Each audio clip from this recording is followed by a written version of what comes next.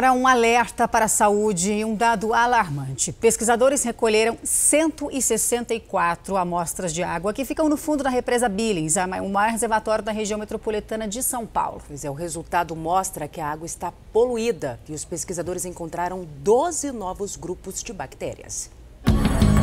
É até difícil de acreditar, mas este líquido preto nos potes é água e, claro, deveria ser transparente. Dan recolheu as 164 amostras na represa. Foram 7 semanas, 462 quilômetros percorridos e muitas surpresas desagradáveis. A situação, eu tenho que remar com esse tipo de roupa amarela de saneamento básico, bem protegida, roupa cirúrgica, para não ter nenhum tipo de contágio com as bactérias que tem nessa água. As 50 amostras do fundo foram as que mais impressionaram. Quando você está navegando numa superfície assim mais clarinha, então você põe a garrafa na superfície e solta os seus 5, 10, 15 metros. E você vai trazer esse fundo.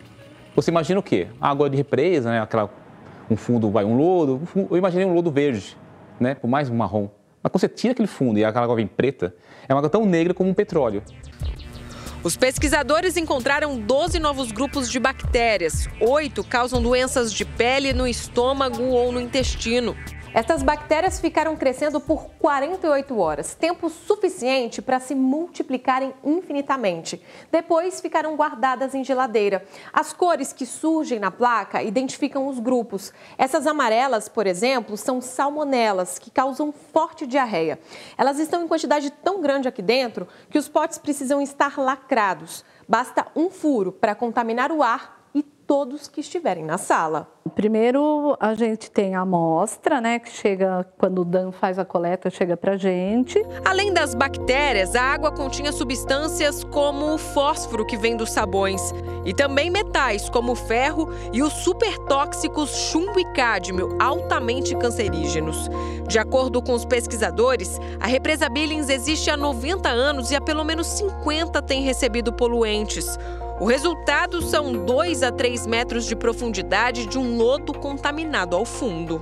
É nesta mesma água que 300 pescadores tiram o sustento da família. São pelo menos 350 pessoas vivendo às margens do reservatório de forma irregular.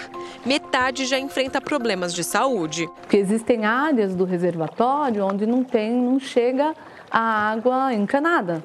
Recebe água ou de um caminhão-pipa, ou a pessoa tem um poço, ou a pessoa vai lá no reservatório e pega essa água, né? Então, a gente tem que se preocupar com essa população também. 1,5 milhão de pessoas são abastecidas pela represa na Grande São Paulo. A professora explica que a captação é feita pela superfície e toda a água é tratada antes de ir para as casas. A situação é mais preocupante em períodos de seca, como o que estamos passando. Os especialistas alertam que o volume morto da represa pode estar realmente morto depois de tanta contaminação. Se você fizer qualquer obra que, de repente, comece a revolver esse fundo, esses poluentes vão vir para a superfície. Então, isso é muito preocupante. Nós mostramos há 3 meses o início da expedição para captar as amostras. Foi a 4ª fase da pesquisa. Ela já dura 4 anos.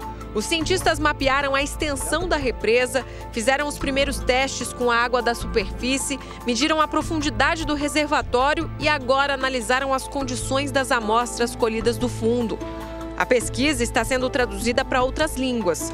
Um relatório será entregue para a Companhia Ambiental do Estado de São Paulo no mês que vem. A intenção é repetir o levantamento em outros lugares e deixar um alerta. Daqui para frente, se a gente não fizer nada, nós vamos ter uma situação pior ainda nesse fundo, que é esse material todo vir para o fundo, começar a liberar essas partículas e piorar mais ainda essa situação. Se a represa Billings continuar sendo poluída, qual o futuro? O futuro é pegar água cada vez mais distante de São Paulo, que cada vez mais cara, e ter essa correlação de ser mais barato. Se eu tivesse em São Paulo uma represa como a Billings toda limpa, isso seria lazer, e você poderia pegar essa água, tratar com pouca coisa, e a população poderia beber com uma água mais barata também.